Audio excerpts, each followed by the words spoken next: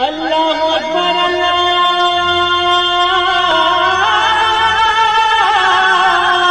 اکبر۔ السلام علیکم ورحمۃ اللہ وبرکاتہ۔ الحمدللہ رب العالمین والصلاة والسلام علی اشرف الانبیاء والمرسلین نبینا محمد وعلی آلہ وصحبہ اجمعین ومن تبعہم بإحسان الی یوم الدین، اما بعد۔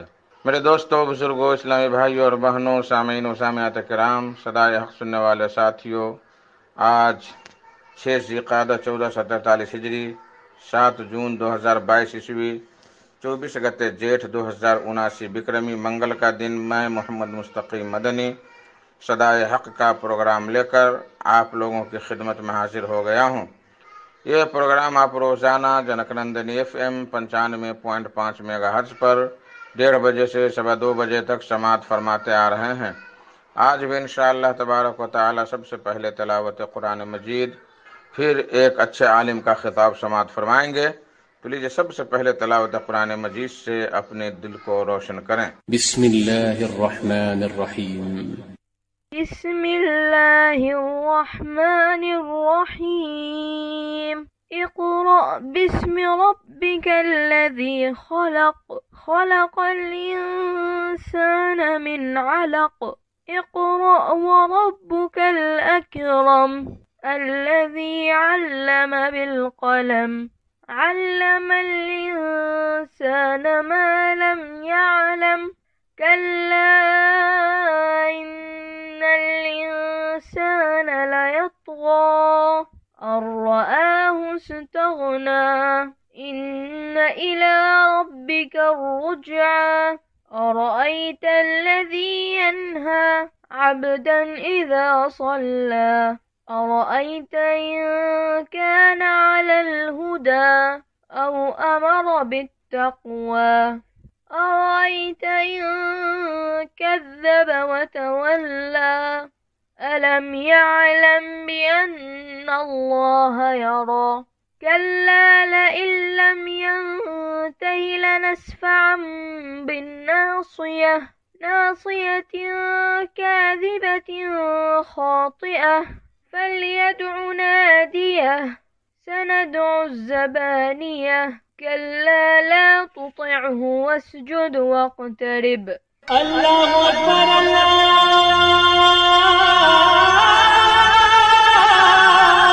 اکبر۔ میرے محترم ساتھیو، دوستو، آج کا خطاب ہے فضیلت الشیخ جلال الدین قاسمی صاحب کا۔ ان کا موضوع ہے بعض بدعات مروجہ کا پوسٹ مارٹم۔ تو لیجیے شیخ سے ان کا خطاب سماعت فرمائیں۔ مسلک اہل حدیث پہ چلا جا اے سالک بے دھڑک، مسلک اہل حدیث پہ چلا جا اے سالک بے دھڑک، جنت الفردوس کو سیدھی گئی ہے سڑک۔ اب اس کے بعد فضیلت الشیخ حافظ جلال الدین قاسمی حفظہ اللہ آپ کے سامنے بدعات مروجہ اور ان کا پوسٹ مارٹم، اس عنوان پر قرآن حدیث کی روشنی میں لب کسائی فرمائیں گے۔ ان الحمد للہ نحمده ونستعینه ونستغفره ونعوذ بالله من شرور انفسنا ومن سیئات اعمالنا، من يهده الله فلا مضل له ومن يضلل فلا هادي له، واشهد ان لا اله الا الله وحده لا شريك له، واشهد ان محمدا عبده ورسوله۔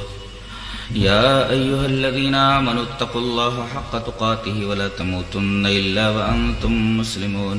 يا أيها الناس اتقوا ربكم الذي خلقكم من نفس واحدة وخلق منها زوجها وبث منهما رجالا كثيرا ونساء، واتقوا الله الذي تساءلون به والأرحام إن الله كان عليكم رقيبا۔ يا أيها الذين آمنوا اتقوا الله وقولوا قولا سديدا يصلح لكم أعمالكم ويغفر لكم ذنوبكم، ومن يطع الله ورسوله فقد فاز فوزا عظيما، أما بعد فإن خير الحديث كتاب الله، وخير الهدي هدي محمد صلى الله عليه وسلم، وشر الأمور محدثاتها، وكل محدثة بدعة، وكل بدعة ضلالة، الضلالة في النار۔ أعوذ بالله من الشيطان الرجيم، بسم الله الرحمن الرحيم۔ قل ما كنت بدعا من الرسل وما أدري ما يفعل بي ولا بكم إن أتبع إلا ما يوحى إلي۔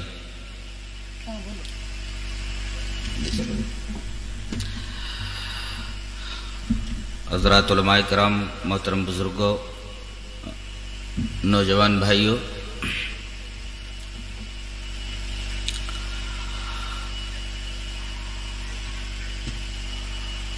آج کا عنوان ہے بدعات اور ان کا پوسٹ مارٹم۔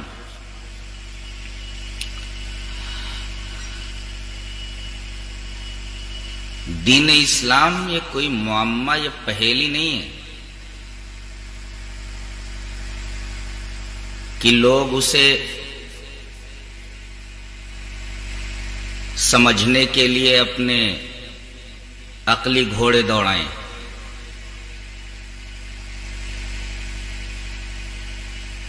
بلکہ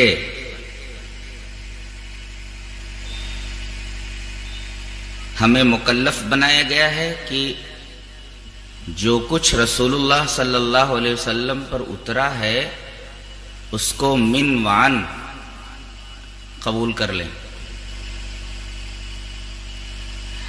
یہاں عقلی گھوڑے دوڑانے کی کوئی گنجائش نہیں ہے۔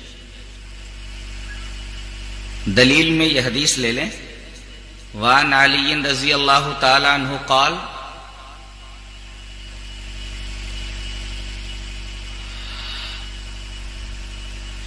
لو كان الدين بالرأي لكان اسفل الخف اولى بالمسح من اعلاه وقد رأيت رسول الله صلى الله عليه وسلم يمسح على ظاهر خفيه رواہ ابو داؤد فی کتاب الطہارہ۔ حضرت امام ابی داؤد اس حدیث پاک کو ایسے ہی جہاں طہارت کا چیپٹر ہے اس حدیث کو لائے ہیں۔ حضرت علی رضی اللہ تعالیٰ عنہ فرماتے ہیں کہ اگر دین کی بنیاد عقل اور قیاس پر ہوتی، عقلی گھوڑے دوڑانے پر ہوتی، تو موزوں پر مسح اوپر سے نہیں بلکہ نیچے سے کیا جاتا ہے۔ اور آگے فرماتے ہیں میں نے رسول اللہ صلی اللہ علیہ وسلم کو یہ دیکھا ہے کہ آپ موزے کے اوپر مسح کر رہے ہیں۔ حالانکہ عقل کیا کہتی ہے؟ عقل یہ کہتی ہے کہ موزے کے نیچے مسح کیا جائے، کیونکہ گندگی موزے کے نیچے لگتی ہے۔ اب اگر عقلی گھوڑے دوڑائے جائیں تو موزے پر مسح اوپر نہ کر کے نیچے کرنا پڑے گا، جبکہ نبی نے موزے کے اوپر مسح کیا۔ موزے کے بارے میں آپ کو یہ مسئلہ معلوم ہے کہ اگر کوئی آدمی وضو کر کے موزہ پہن لے تو اگر مقیم ہے یعنی گاؤں میں ہے تو ایک دن ایک رات مسح کر سکتا ہے۔ شرط یہ ہے کہ پہلے وضو بنا کر کے اس نے موزہ پہنا ہو، اور اگر سفر میں ہے تو 3 دن 3 رات موزے پر مسح کر سکتا ہے۔ اس حدیث میں یہ مسئلہ بتایا گیا ہے کہ دین کی بنیاد عقل اور قیاس پر نہیں ہے۔ اگر ایسا ہوتا تو موزے پر مسح نیچے سے ہوتا، اوپر سے نہیں۔ اب کوئی اگر اس کا الٹا کرے تو اسی کو بدعت کہتے ہیں، اور بدعت سنت کا عین اپوزٹ ہے۔ آدمی ایک بدعت کا ارتکاب کرتا ہے تو ایک سنت اس کی زندگی سے نکال لی جاتی ہے۔ اسی وجہ سے شرک کے بعد سب سے بڑا گناہ اور سب سے خطرناک چیز بدعت ہے۔ یہی وجہ ہے کہ نبی کریم صلی اللہ علیہ وسلم ہر خطبے میں ہمیں اس خوفناک چیز سے ڈرایا کرتے تھے۔ اس سلسلے میں ایک حدیث اس طرح ہے، وعن جابر بن عبد اللہ رضی اللہ تعالی عنہ قال كان رسول الله صلى الله عليه وسلم إذا خطب احمرت عيناه وعلى صوته واشتد غضبه كأنه منذر جيش يقول صبحكم مساكم ويقول بعثت أنا والساعة كهاتين ويقرن بين إصبعيه السبابة والأسطى ويقول اما بعد فإن خير الامور كتاب الله وخير الهدي هدي محمد صلى الله عليه وسلم وشر الامور محدثاتها وكل بدعة ضلالة وكان يقول من ترك مالا فلأهله ومن ترك دينا او ضياعا فعلي وإلي रवाह इब्न माजा फी किताब अल-मुक़द्दमा, हजरत इमाम इब्न माजा इस हदीस पाक को इब्न माजा शरीफ के पहले ही चैप्टर के अंदर लाए हैं, किताब अल-मुक़द्दमा में है, जहां जुमे का बयान है। हजरत जाबिर इब्न अब्दुल्लाह फरमाते हैं कि रसूलुल्लाह सल्लल्लाहु अलैहि वसल्लम जब भी खुतबे के लिए खड़े होते, काना रसूलुल्लाह सल्लल्लाहु अलैहि वसल्लम इज़ा खतबा, जब भी रसूलुल्लाह सल्लल्लाहु अलैहि वसल्लम खुतबे के लिए खड़े होते तो आपकी आंखें सुर्ख हो जाती, आपकी आवाज बुलंद हो जाती और आपका गुस्सा सख्त हो जाता। ऐसा लगता जैसे किसी लश्कर को आप डरा रहे हो कि सुबह को या शाम को वो लश्कर तुम्हारे ऊपर हमला करने वाला है। और आप ये फरमाते थे कि मैं और कयामत दोनों इस तरह मबूस किए गए हैं, इस तरह पैदा किए गए हैं। और आप अपनी सब्बाबा और उस्ता, इन दोनों उंगलियों को मिलाकर बताते थे, ये सब्बाबा है, ये उस्ता है, इसको मिलाकर बताते थे कि मैं और कयामत इस तरह पैदा किए गए। और आप ये फरमाते थे कि देखो सबसे बेहतरीन अम्र, सबसे बेहतरीन चीज अल्लाह की किताब है और सबसे बेहतरीन नमूना रसूलुल्लाह सल्लल्लाहु अलैहि वसल्लम का नमूना है, और सबसे बुरी चीज दीन में नई बातें हैं और हर दीन में निकाली गई नई बात बिदात है। वो कुल्ला बिदातिन ज़लाला, हर बिदात गुमराही है। और आखिरी टुकड़ा है कि जो माल छोड़े तो उसके अहल को मिलेगा, और अगर कोई कर्ज छोड़ता है या लावारिस बच्चे छोड़ता है तो उसकी जिम्मेदारी मेरे ऊपर है कर्ज का देना, और बच्चे मेरे पास लाए जाएं, मैं उनकी कफालत करूंगा। इस हदीस में आपने ये देखा कि हजरत जाबिर ये फरमा रहे कि रसूलुल्लाह सल्लल्लाहु अलैहि वसल्लम जब भी खुतबे के लिए खड़े होते तो बिदात से डराते थे। इसका मतलब ये कोई खौफनाक चीज है, ये आदमी को सही रास्ते से हटा करके गुमराही के रास्ते पर लगा देती है। आज मुसलमानों के दरमियान इतनी बिदात हैं कि अगर उनका जायजा लिया जाए तो ऐसा महसूस होता है कि अगर बफर्दे मुहाल आज नबी करीम सल्लल्लाहु अलैहि वसल्लम आ जाएं और ये देखें तो आपको ये देखकर हैरानी होगी कि क्या मैं जो इस्लाम लाया था उसकी शक्ल सूरत ऐसी ही थी, ऐसी ही है, इस्लाम ऐसे ही है जो इस वक्त मेरे उम्मतियों के पास है। पैदाइश से लेकर मौत तक बिदातों के सिलसिले जारी हैं, जबकि नबी करीम सल्लल्लाहु अलैहि वसल्लम ने उसे गुमराही कहा है, जलालत कहा है। और आज जेब भरू पीर और पेट भरू मौलवियों ने इन बिदातों को ऐने सुन्नत करार दिया है। अब हम एक तरतीब के साथ इन तमाम बिदात का जायजा लेंगे, एक बिदात आपके सामने पेश करेंगे और उसके रद में नबी करीम सल्लल्लाहु अलैहि वसल्लम की एक हदीस पाक पढ़ेंगे।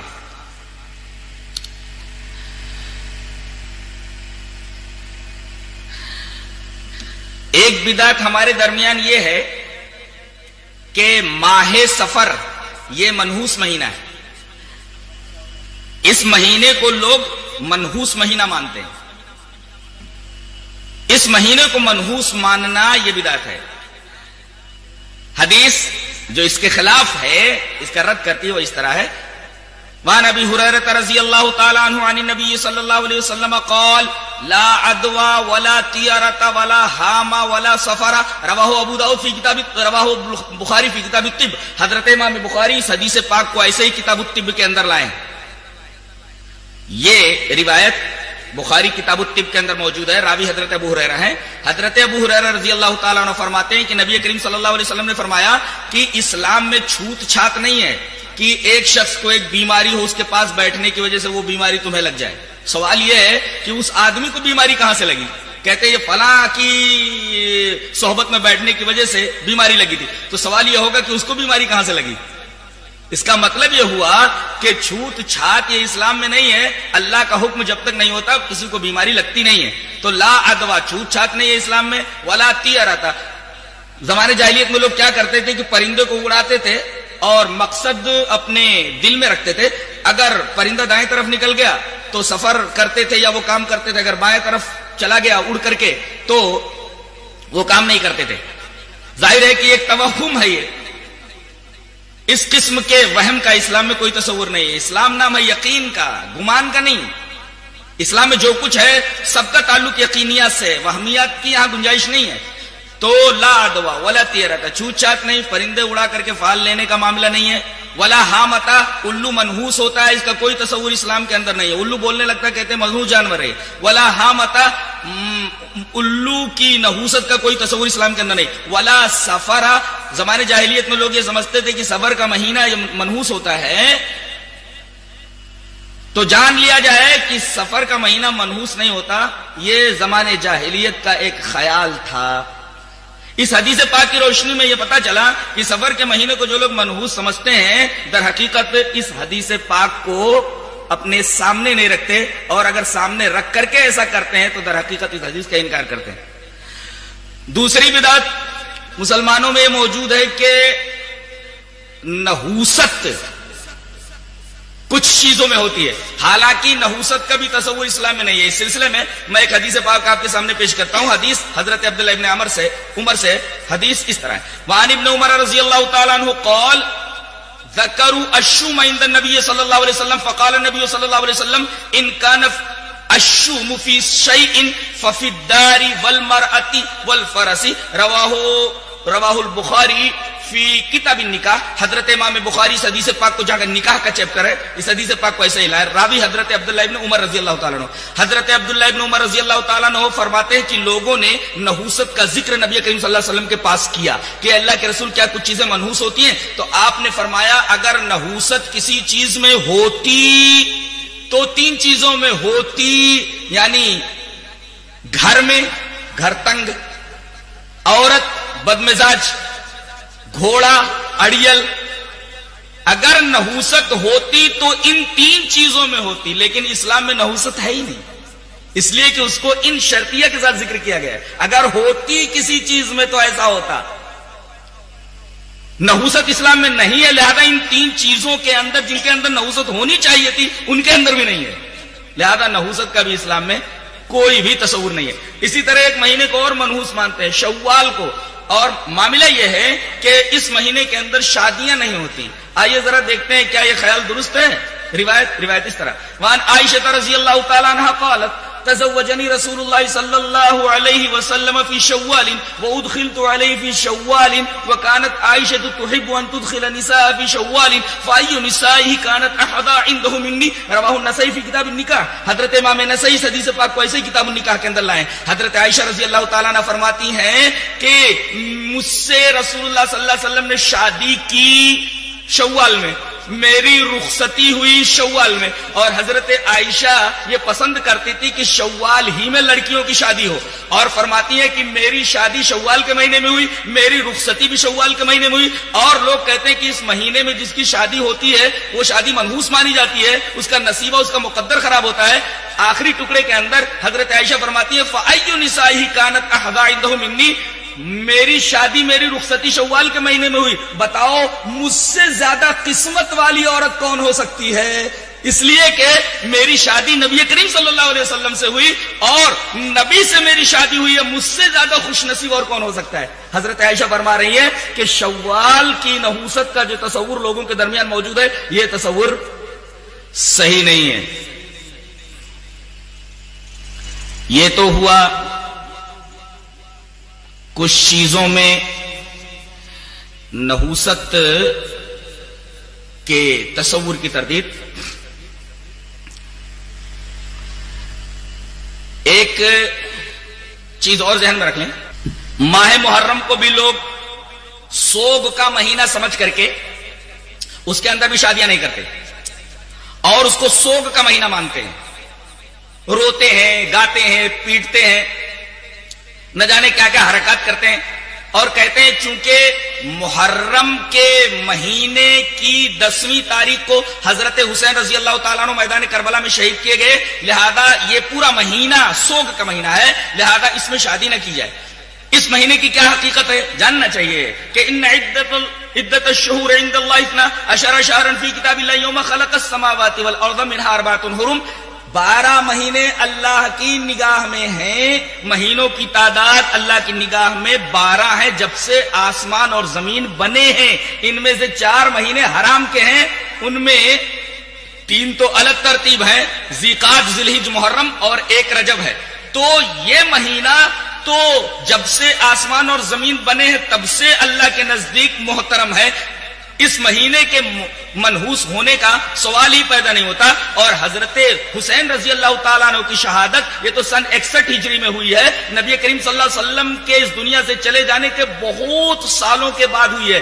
اور جو نبی کے زمانے کے بعد کوئی واقعہ ہو وہ کیسے شریعت بن سکتا ہے؟ اس لیے کہ شریعت تو نبی کریم صلی اللہ علیہ وسلم پر مکمل ہو گئی. الیوم اکملت لکم دینکم واتممت علیکم نعمتی ورضیت لکم الاسلام دینا. نبی کے اوپر شریعت مکمل ہو گئی ہے. اور حضرت حسین کی شہادت ہوتی ہے سن 61 ہجری کے اندر. اب آپ کے بعد اور اتنے سالوں کے بعد اگر کوئی واقعہ ہوتا ہے تو یہ واقعہ شریعت میں داخل کیسے ہو سکتا ہے اور وہ سند کیسے بن سکتا ہے؟ وہ تو ایک اتفاقی معاملہ تھا کہ اسی دن کو اور محرم کی 10ویں تاریخ کو یہ کربلا کا واقعہ پیش آیا.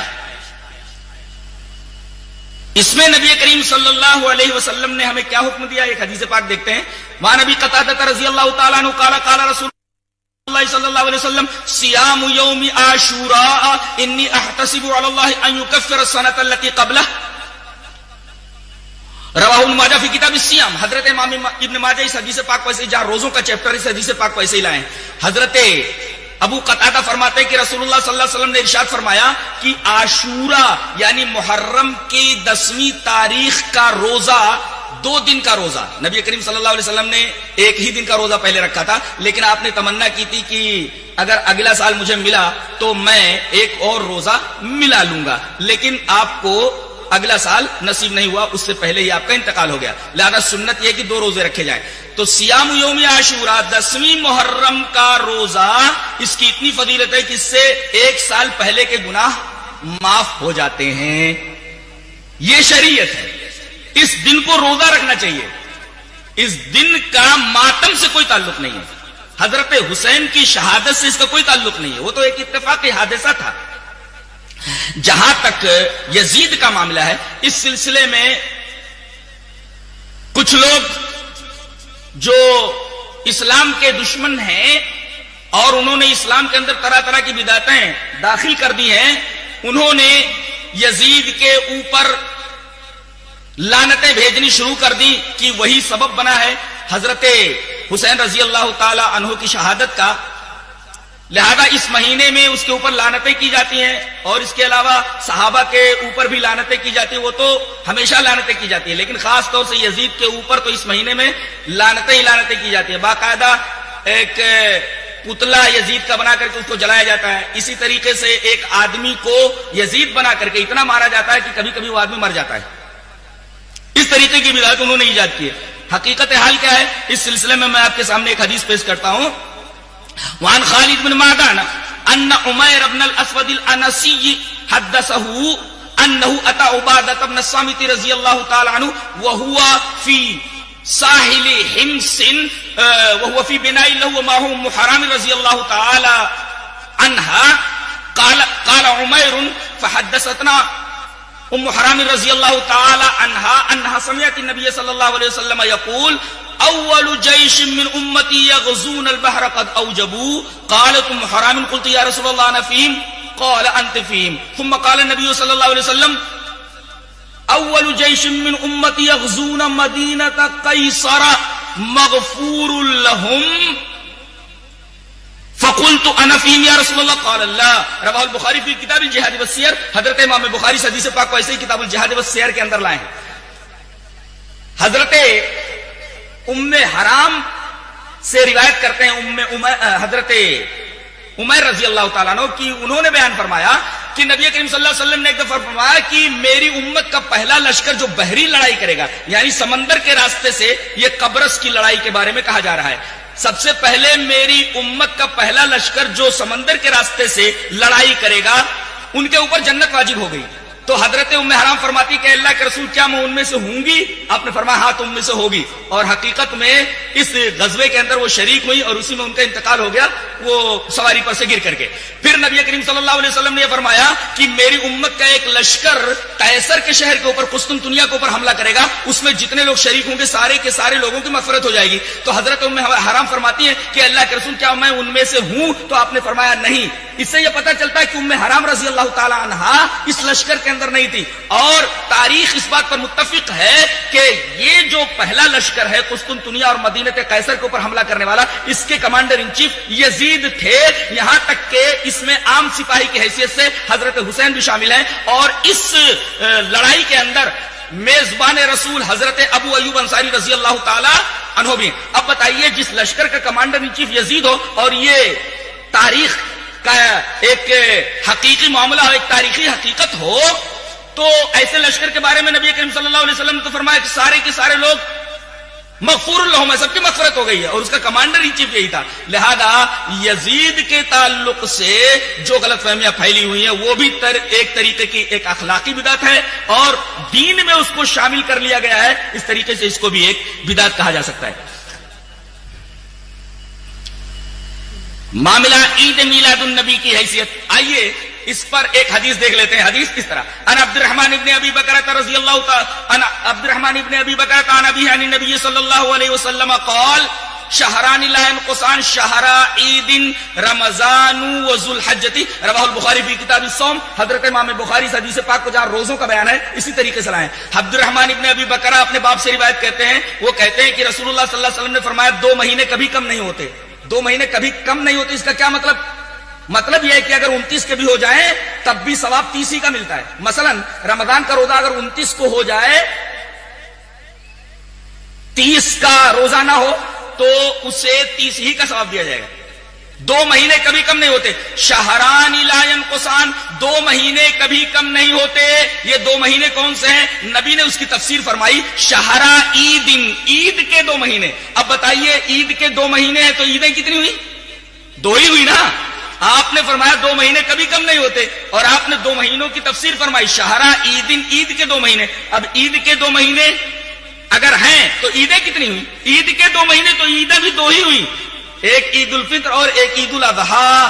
لہذا عید میلاد النبی کہنا یہ صحیح نہیں ہے, اس لیے کہ نبی فرمائے کہ عیدیں میں 2 دے رہا ہوں اللہ کے دینے کی وجہ سے تم کو ہے میری امت. اب امت یہ کہے کہ ہمیں 2 نہیں چاہیے, ہمیں 3 چاہیے, ایک ہم بنا لیتے ہیں. لہذا یہ تیسری عید جو بنائی ہے اس حدیث کے مخالف ہے اور یہ بدعت ہے. اور ایک نقطہ اور بھی, پیر کے دن آپ صلی اللہ علیہ وسلم پیدا ہوئے, کیا اس دن روزہ رکھنا جائز ہے کہ نہیں؟ پیر کے دن کا روزہ رکھنا سنت ہے اور عید کے دن روزہ رکھنا حرام ہے. لہذا اگر نبی کریم صلی اللہ علیہ وسلم کی پیدائش کے دن کو, میلاد نبی کو, رسول اللہ صلی اللہ علیہ وسلم کی پیدائش کے دن کو عید مان لیا جائے تو عید کے دن تو روزہ رکھنا حرام ہے, جبکہ نبی کریم صلی اللہ علیہ وسلم کی پیدائش پیر کے دن ہوئے, پیر کے دن روزہ رکھنا سنت ہے. اس طرح نبی کریم صلی اللہ علیہ وسلم کی پیدائش کے دن کو عید کہنا درست نہیں ہے. اس حدیث کی روشنی میں عید میلاد النبی کا رد ہوتا ہے. جہاں تک قبروں کے اوپر چراغ جلانا اور پھول ہار وغیرہ چڑھانا اس کا جو معاملہ ہے, اس سلسلے میں میں آپ کے سامنے 3 حدیثیں پیش کرتا ہوں. پہلی حدیث عن ابی حیاج الاسدی قال قال علی علی الا ابعثک الا ما بعثنی علی رسول اللہ صلی اللہ علیہ وسلم.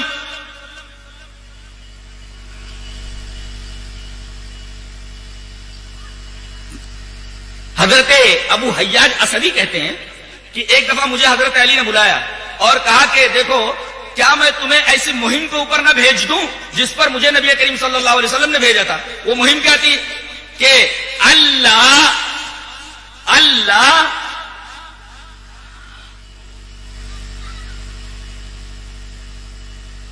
تمثالن الا تمستہ, کہ کوئی اگر تمثال یا اسٹیچو نظر آئے تو اس کو برابر کر دو. ولا قبرن مشرفن الا سویتہ, اور کوئی اونچی قبر نظر آئے تو اس کو برابر کر دو. یہ روایت مسلم شریف کتاب الجنائز کے اندر موجود ہے. اب بتائیے اونچی قبر بنانا نبی کریم صلی اللہ علیہ وسلم نے اس سے منع کیا ہے اور حضرت علی کو باقاعدہ ایک مہم کے اوپر روانہ کیا تھا. اس مہم کے اوپر ابو حیاج اسدی کو خود حضرت علی بھیج رہے ہیں کہ کوئی اونچی قبر نہ چاہتے ہیں وہ ہم پیسہ آپ کو دے دیں, ہمیں تعویذ بنا کر کے دے دو. بابا کہتے دے دو 10,000 دے دو 5,000 دے دو. اس طریقے سے یہ دکانیں چل رہی ہیں. اب آئیے ذرا تعویذ دیکھتے ہیں, موم جامع اور زعفران کی حقیقت دیکھتے ہیں. حدیث اس طرح وان عقبۃ بن عامر الجہنی رضی اللہ تعالی عنہ ان رسول اللہ صلی اللہ علیہ وسلم اقبل الیہ رات فبایا تسعۃ وامسک واحد فقالوا یا رسول اللہ بایعت تسعۃ وترکت هذا قال ان عليه تميمة فادخل يده فقطع فبايعه وقال من علق تميمة فقد اشرك. رواه احمد في مسنده. حضرت امام احمد بن حنبل رحمہ اللہ اس حدیث پاک کو ایسے ہی مسند احمد کے اندر لائے. یہ مناظرے کی باتیں کرنے والے اور یہ اس طریقے سے ہار اور جیت کی بات کرنے والے, یہ لفظی کرنے والے, یہ لفظوں کی بازیگری کرنے والے, ذرا ایک حدیث پڑھ کر کے بتائیں. حالت خراب ہو جائے گی. ایک حدیث نہیں پڑھ سکتے اس لیے کہ حدیث وہی پڑھ سکتا ہے جسے نبی کریم صلی اللہ علیہ وسلم سے محبت ہو. حدیث کی باتیں وہی کرتا ہے جس سے نبی کریم صلی اللہ علیہ وسلم کو محبت اور جو نبی کریم صلی اللہ علیہ وسلم سے محبت کرے. جی لفاظی کا نام تقریر نہیں ہے. نبی کریم صلی اللہ علیہ وسلم کی بات آپ پیش کر دیجئے. یہ حدیث پیش کی گئی وہ مسند احمد کی ہے. حضرت عقبہ ابن عامر جوہنی اس روایت کے راوی ہیں. حضرت عقبہ ابن عامر جوہنی فرماتے ہیں کہ نبی کریم صلی اللہ علیہ وسلم کے پاس 10 آدمی آئے. آپ نے 9 کے لیے بیعت کے لیے ہاتھ بڑھا دیا. ایک آدمی نے جب ہاتھ بڑھایا تو آپ نے ہاتھ کھینچ لیا. تو لوگوں نے کہا کہ اللہ کے رسول یہ 10 آدمی جو آپ کے پاس آئے تھے وفد کی شکل میں, آپ نے 9 سے تو بیعت کر لی, لیکن ایک آدمی نے جب بیعت کے لیے آپ سے ہاتھ بڑھایا تو آپ نے اپنا ہاتھ کھینچ لیا, اس سے بیعت نہیں کی. وجہ کیا ہے؟ تو آپ نے فرمایا دیکھ نہیں رہے ہو اس کے اوپر تعویذ ہے, وہ تعویذ پہنے ہوئے ہیں. اس آدمی کو معلوم ہوا کہ تعویذ کی وجہ سے نبی کریم صلی اللہ علیہ وسلم نے مجھ سے بیعت نہیں کی, لہذا اس نے اپنا ہاتھ داخل کیا فقطعہ, اس تعویذ کو کاٹ دیا. اب جب تعویذ کو کاٹ دیا فبایعہ, تو نبی کریم صلی اللہ علیہ وسلم نے اس سے بیعت کی. یہاں ایک بات اور سمجھ لیں, بیعت 2 طریقے کی ہوتی ہے. ایک بیعت ہوتی ہے مذہبی, ایک بیعت ہوتی ہے سیاسی. مذہبی بیعت صرف نبی کے ہاتھ پر ہوتی ہے. اب قیامت کو کوئی نبی آنے والا نہیں, مذہبی بیعت کا جواز ختم ہو گیا, کسی اور کے ہاتھ میں مذہبی بیعت نہیں ہوگی. اور ایک بیعت ہوتی تھی سیاسی جو خلیفہ کے ہاتھ پر ہوتی تھی. اب خلیفہ جب کبھی ہوگا تو اس کے ہاتھ پر سیاسی بیعت ہوگی. تو ایک بیعت ہوتی ہے مذہبی جو نبی کے ہاتھ پر, نبی قیامت تک اب نہیں آئے گا, لہذا یہ مذہبی بیعت ختم. اور اگر کوئی خلیفہ ہوگا تو اس کے ہاتھ پر سیاسی بیعت ہوگی. بقیہ تیسری بدعت کا کوئی تصور نہیں ہے. یہ جو پیری مریدی کے بیعت ہے یہ سراسر بدعت ہے. تو یہ بیعت کا بھی معاملہ ہو گیا. اس کے بعد آپ صلی اللہ علیہ وسلم نے جب اس نے تعویذ کاٹ دی, پھینک دیا, تو آپ نے بیعت کے لیے ہاتھ بڑھا دیا, بیعت کری اس نے. اس کے بعد آپ نے ایک اصول بتایا, وقال, آپ نے فرمایا من علق تمیمۃ فقد اشرک, جس آدمی نے تعویذ لٹکا اس نے شرک کیا, لہذا تعویذ بنانے والا مشرک اور تعویذ پہننے والا بھی مشرک. یہ گنڈے اور تعویذ کا معاملہ رہا.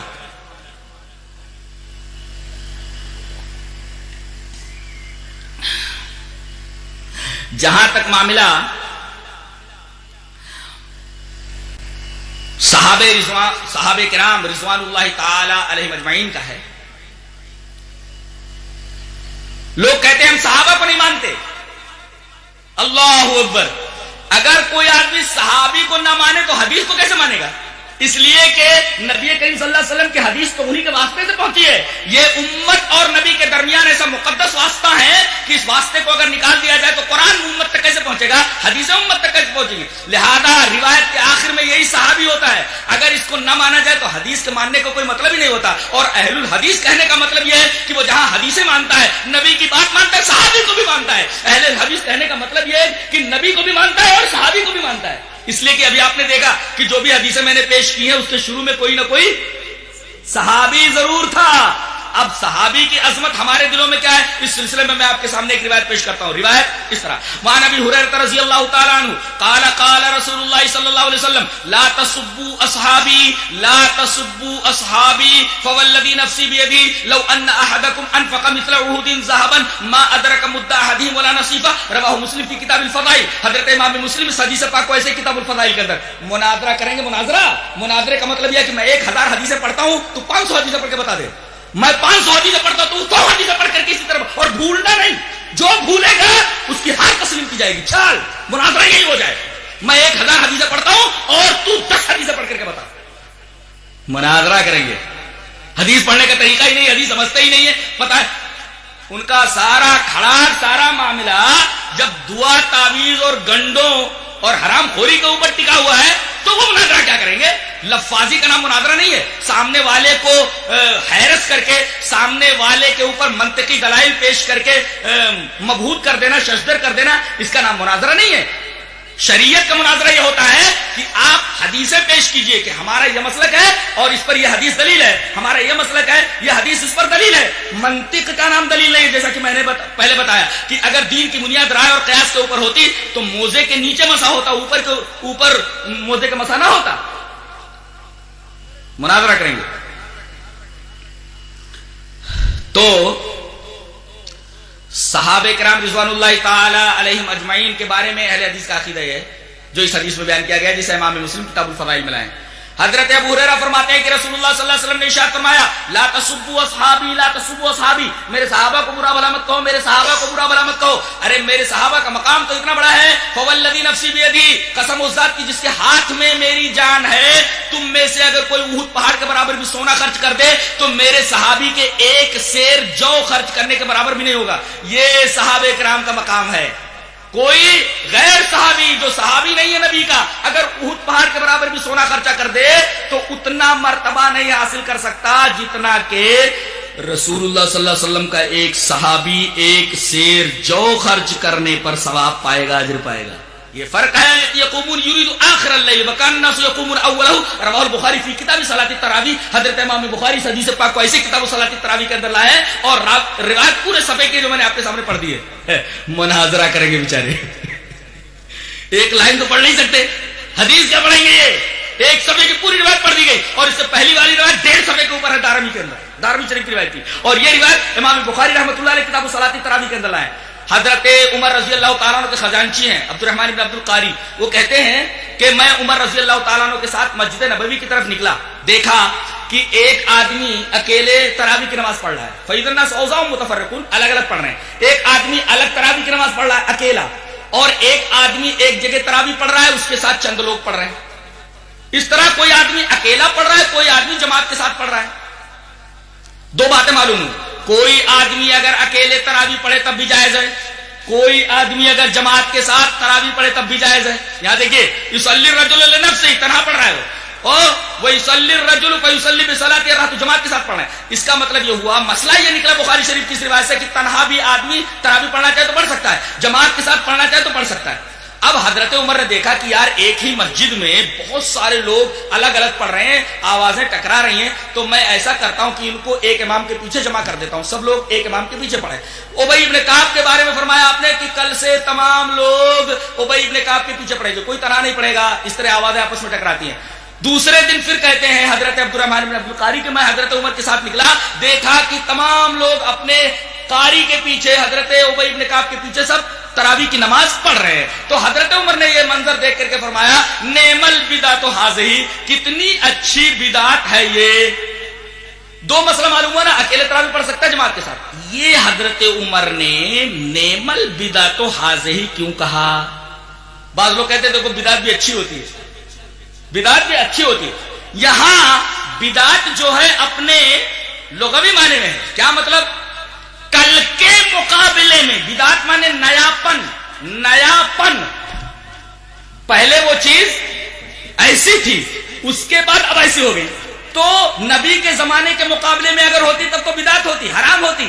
لیکن حضرت عمر اس کو بدعت اس وجہ سے کہہ رہے ہیں کہ کل کے مقابلے میں یہ نئی ہے. بدعت مانے نیاپن, کل کے مقابلے میں. کل کیا کر رہے تھے لوگ؟ ایک آدمی اکیلا پڑھ رہا ہے اور ایک آدمی جو ہے پڑھا رہا ہے, اس کے ساتھ چند آدمی پڑھ رہے ہیں, سب کو ایک ساتھ کر دیا.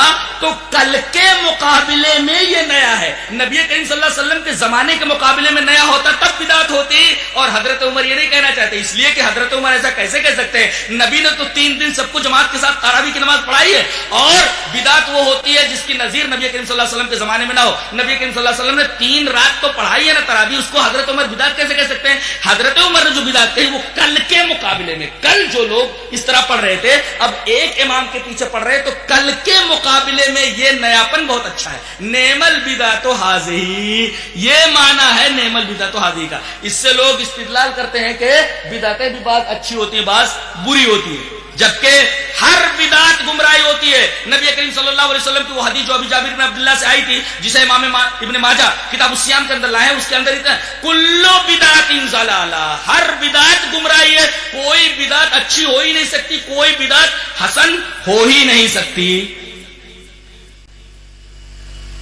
اب دیکھیے نبی کے زمانے میں وہ چیز نہیں تھی, صحابہ کے زمانے میں نہیں تھی. مولود بھی ایسے ہی ہے, خوب جھوم جھوم کر کے مولود پڑھتے ہیں, پتہ نہیں اس میں کیا کیا پڑھتے ہیں, نہ قرآن ہوتا ہے نہ حدیث ہوتی ہے, نہ جانے کیا کیا چیزیں پڑھ کر کے نبی کریم صلی اللہ علیہ وسلم کی جو ہے پیدائش کا معاملہ لے کر کے اور پھر اس طریقے سے ایک محفل جمع کر کے لوگ مولود پڑھتے ہیں. چونکہ یہ چیز کسی صحابی نے نہیں کیا, نبی کریم صلی اللہ علیہ وسلم کے زمانے میں نہیں ہوا, اور آپ نے یہ بات کرنے کے لیے چیز کرنے کے لیے کسی سے کہا بھی نہیں, لہذا یہ چیز بھی بدعت کی قبیل سے ہے.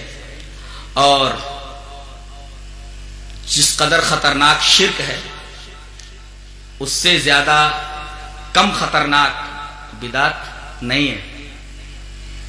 شرک کرنے والے کے بارے میں نبی کریم صلی اللہ علیہ وسلم کی حدیثیں دیکھیے اور خود آیت قرآنیہ دیکھیے کہ اللہ سارے گناہ بخش سکتا ہے مگر شرک کو نہیں بخشے گا.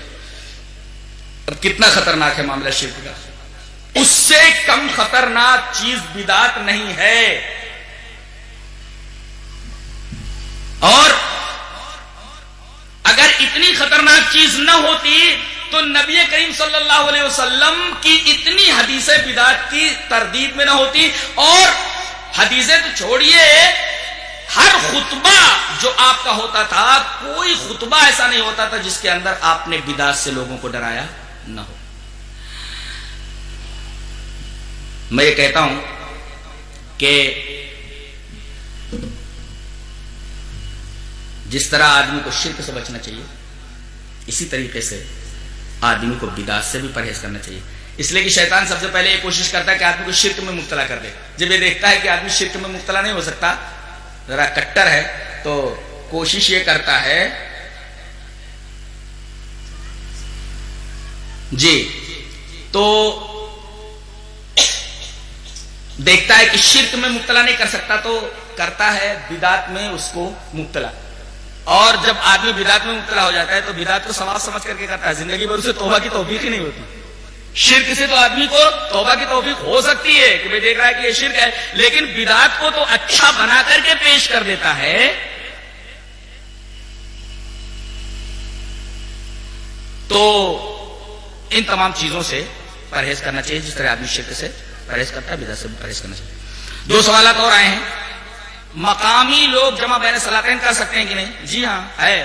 مسلم کی روایت اٹھائی ہے کتاب صلاۃ المسافرین کی کہ رسول اللہ صلی اللہ علیہ وسلم نے ظہر اور عصر کو ایک ساتھ پڑھا, مغرب اور عشاء کو ایک ساتھ پڑھا, من غیر خوف ولا سفر.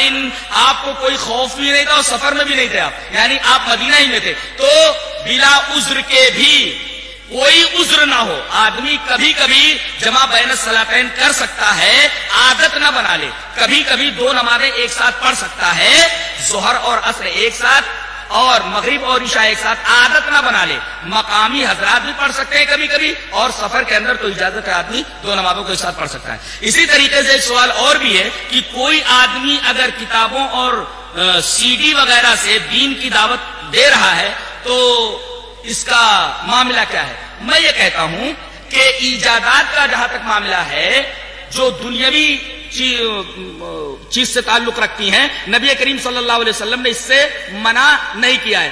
ہر بہترین ایجاد آپ اس سے فائدہ اٹھائیں, شرط یہ ہے کہ وہ اسلام کے کسی اصول سے نہ ٹکراؤ. اور موبائل دیکھیے, موبائل ہے, موبائل سے کتنا فائدہ ہے. عرب تو کہتا ہے الجوال نعمت من نعم اللہ, موبائل تو اللہ کی نعمتوں میں سے ایک بہت بڑی نعمت ہے. آج ہزاروں میل کا سینکڑوں میل کا سفر منٹوں میں طے ہو جاتا ہے. پوری دنیا مٹھی میں آ گئی ہے انسان کے. کتنی بڑی نعمت اللہ تبارک تعالیٰ نے ہمیں دے دی ہے موبائل کی شکل میں. لیکن اگر آدمی اسی موبائل سے جو اللہ کی ایک بہت بڑی نعمت ہے غلط فائدہ اٹھانے لگے تو, غلط چیز کرنے لگے تو ظاہر ہے کہ وہ ناجائز ہو جائے گا. اسی طریقے سے جہاں تک سی ڈی کا معاملہ ہے, اگرچہ وہ تصویر ہے لیکن اس کے ذریعے اگر آدمی دین کا کوئی کام کر رہا ہے تو اس کے جواز میں کوئی شبہ نہیں ہے. تمام علماء اسلام جو عرب کے ہیں اس بات پر متفق ہیں. اس لیے کہ آپ دیکھیے کہ باقاعدہ وہاں کی نماز جو ہے ریلیز ہوتی ہے, مسجد نبوی کی ہے, مسجد حرام کی ہے, اور باقاعدہ وہاں کے علماء کی کیسٹس وغیرہ آتی ہیں. اگر اتنا سیریس میٹر ہوتا یہ تو اس پر پہلے عرب کے علماء قدغن لگاتے اور عرب کے علماء اس کے اوپر روک لگاتے. لیکن چونکہ اس کا جواز ہے, دینی کام اس سے کیا جا سکتا ہے, نہیں اجازت سے فائدہ اٹھایا جا سکتا ہے, جس کا تعلق دنیا سے, اس میں کوئی وہ شک نہیں.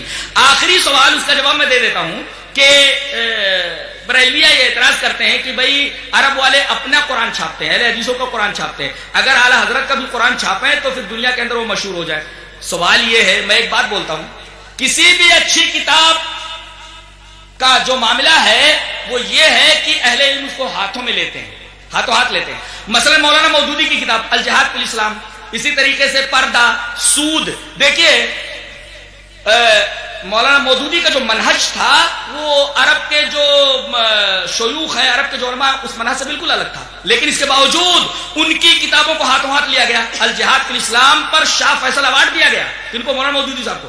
حجاب دیکھیے, پردہ کی کتاب دیکھیے, سود کی اس کے رد میں جو کتاب لکھی گئی اس کو دیکھیے آپ. تو اگرچہ منہج یا طریقہ یا مسلک مختلف تھا لیکن کتاب بڑی اچھی تھی. مذہب اور مسلک کے اختلاف کے باوجود مولانا مودودی کی کتابیں عرب سے چھپی. الجہاد فی الاسلام ہے, حجاب ہے, پردہ ہے, سود ہے. اسی طریقے سے وحید الدین خان کی کتاب الاسلام یتحدی, مذہب اور جدید چیلنج. حالانکہ وحید الدین صاحب کی فکر سے عرب کے علماء متفق نہیں ہے, لہذا اس کے باوجود بھی ان کی کتابیں بہت چھاپی گئی. اگر یہ کتاب اس لائق ہوتی اعلی حضرت کی تفسیر کی کتاب تو اہل علم تمام تعصبات کو بالائے طاق رکھ کر اس کتاب کو ضرور چھاپتے. اہل علم نے اس کتاب کی طرف توجہ اس وجہ سے نہیں دی, اس وجہ سے کہ اس کتاب کے اندر, اس تفسیر کے اندر یا اس ترجمے کے اندر بہت ساری خرابیاں عقائد کی موجود تھیں. اگر اس کو چھاپ کر کے دنیا کے اندر بھیج دیتے تو یہ گناہ ہوتا. اسی وجہ سے اس کتاب کے اوپر اہل علم نے کوئی توجہ نہیں دی. اور میں یہ کہتا ہوں کہ آپ گداگر ہیں, بھیک مانگ رہے ہیں آپ. یہ رضا صاحب کی جو امت ہے وہ کیا کر رہی ہے؟ ان کو چاہیے کہ اس کتاب کو ہر گھر میں پہنچائے. عرب کے اوپر کیوں نگاہ رکھے ہوئے ہیں؟ وہ گداگر ہیں کیا, بھکاری ہیں کیا؟ وہ خود اپنا کام کریں. عربوں کا رونا لے کر کے کیوں بیٹھ گئے ہیں؟ جی اور کیا سوال ہے؟ صلاۃ التسبیح کے بارے میں علماء اہل حدیث کا بھی آپس میں اختلاف ہے. بعض لوگ یہ کہتے ہیں کہ درست ہے, لیکن جہاں تک میں سمجھتا ہوں کہ یہ روایت ضعیف ہے, لہذا اس سے بچا جائے. وآخر دعوانا ان الحمد للہ رب العالمین.